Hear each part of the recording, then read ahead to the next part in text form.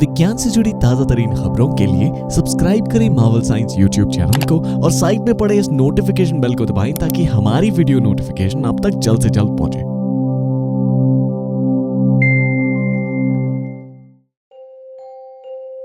दोस्तों, इस चैनल पर मैं अक्सर परग्रही सभ्यताओं के बारे में बात करता हूं और यह अनुमान लगाता हूं कि वे कैसे हो सकते हैं। उनकी टेक्नोलॉजीज कितनी उन्नत होती होगी, वे किस प्रकार से इंटरस्टेलर यात्रा करते होंगे और भी बहुत कुछ। लेकिन क्या आपको कभी ऐसा नहीं लगता कि अगर आप इसे बाकी के ब्रह्मांड के दृष्टिकोण से देखें तो हम खुद भी एक एडवांस एलियन सिविलाइजेशन से कम थोड़ी हैं?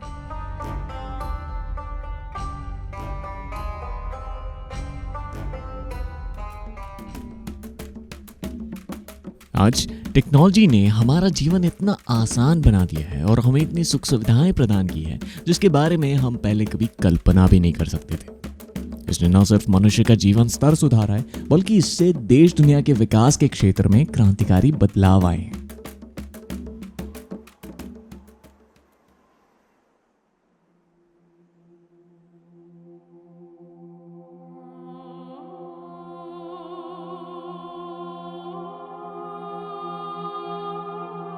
हालांकि बढ़ती हुई तकनीकियों का बुरा प्रभाव वातावरण और मनुष्य के स्वास्थ्य पर भी पड़ा।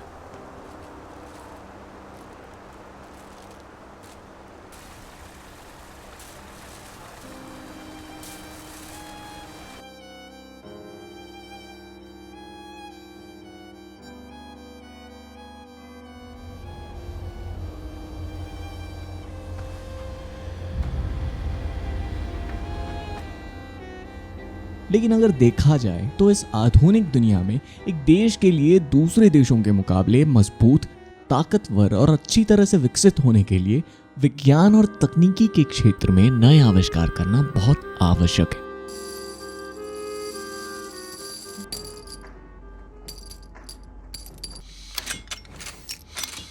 लेकिन क्या आपको पता है, इनमें से कई आविष्कार ऐसे भी हैं जो लैब में ही पैदा होते हैं और वहीं दम तोड़ देते हैं। यह आविष्कार कंज्यूमर मार्केट तक कभी पहुंच ही नहीं पाते क्योंकि या तो ये विफल हो जाते हैं या फिर गवर्नमेंट ये सोचती है कि कॉमन पब्लिक यानी हम और आप इसके काबिल नहीं। गवर्नमेंट को लगता है कि अगर कॉमन पब्लिक के लिए ये आविष्कार इजीली अवेलेबल हो जाए तो लोग इनका गलत उपयोग भी कर सकते हैं।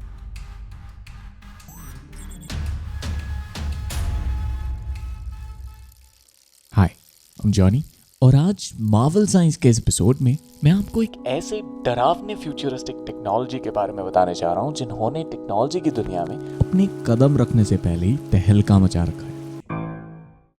तो दोस्तों, आज मैं बात करने जा रहा हूं जेनेटिक इंजीनियरिंग ऑफ ह्यूमैनिटी की।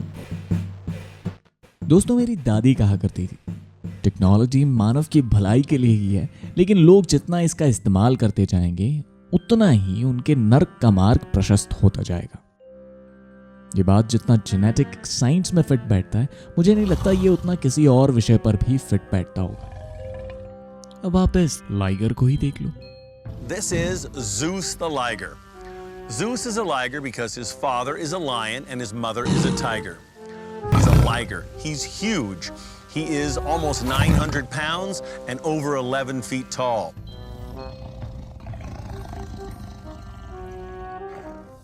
This is the tiger skull, this is a lion skull, and this is the liger skull. These guys can generate 400 pounds of bite force at the tips of their canines. I measured the muscle sizes for this animal, the leverage, and figured out that it can generate 1,000 pounds of bite force at its canines. दोस्तों, हजारों सालों से हम मनुष्य selective breeding के रूप में genetic modification करते आए हैं। हमारा जो पूरा एग्रीकल्चरल सिस्टम है उसका मूल आधार सिलेक्टिव ब्रीडिंग ही तो है। मिसाल के तौर पर कॉर्न जो होता है वो वास्तव में एक प्रकार का घास होता था जिसे हमने ब्रीड करके कॉर्न बनाया हुआ। ऐसे और भी एग्जांपल्स हैं जैसे बनाना, वाटरमेलन, कैरेट वगैरह। दोस्तों, यहाँ तक कि अगर जानवरों में भी अगर देखा जाए तो आपको मैं हाई-फाई एग्जांपल्स नहीं देता, आप गाय को ही ले लो। गाय भी हमारे द्वारा ब्रीडिंग किया हुआ प्रोडक्ट ही है। ये पहले ओरॉक्स हुआ करते थे जो अभी फिलहाल विलुप्त हो चुके हैं।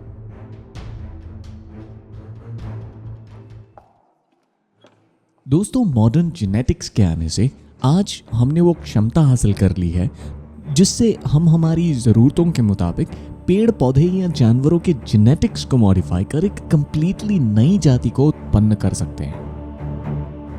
अब ये मॉडर्न जेनेटिक्स हम पर भी लागू हो रहे हैं। आज जेनेटिक रिसर्च और मॉडिफिकेशन मुख्तलिफ बीमारियों को ठीक करने में और उनको मिटाने में हमारी मदद कर रहे हैं। यह अच्छी बात है, लेकिन आज वैज्ञानिक यहीं पर नहीं रुक रहे। उन्हें मॉडर्न जेनेटिक्स के इन पॉसिबिलिटीज को फर्दर एक्सप्लोर करने के खरबों रुपए दिए जा रहे हैं। Regarde la mobilisation très grande, vous avez dû de constater des milliers et des milliers de personnes dans la rue de Ouagadougou. मिसाल के तौर पर आपने डिजाइनर बेबीज का नाम सुना है? दोस्तों, इस कॉम्पिटिटिव दुनिया में माता पिता अपने बच्चों से वो सारे ख्वाब पूरे कराना चाहती हैं जो वो खुद कभी देखा करते थे। किसी को फुटबॉलर बनना था तो किसी को साइंटिस्ट, लेकिन उनके बच्चे जब उनकी उम्मीदों पर खड़े नहीं उतर पाते तो वो उनसे निराश हो जाते।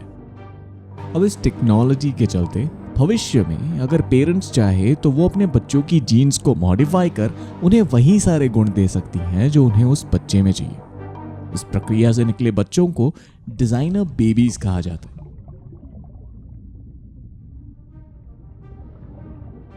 ये प्रक्रिया यूजेनिक्स के अंतर्गत आती है।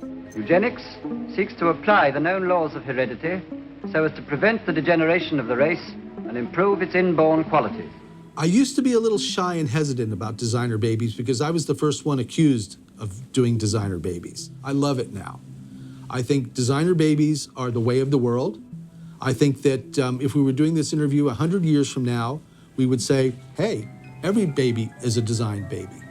ये तो फिर भी ठीक है, लेकिन अगर इसे यहीं पर नहीं रोका गया तो आपको पता है इसका क्या नतीजा हो सकता है?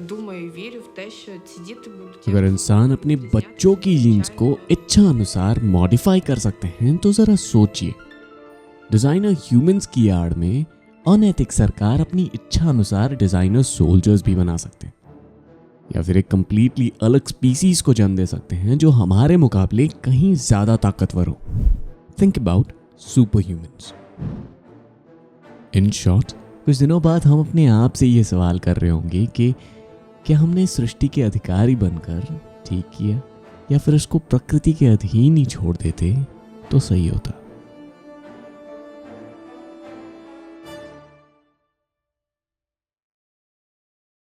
तो बस यार, आज के पॉडकास्ट में बस इतना ही।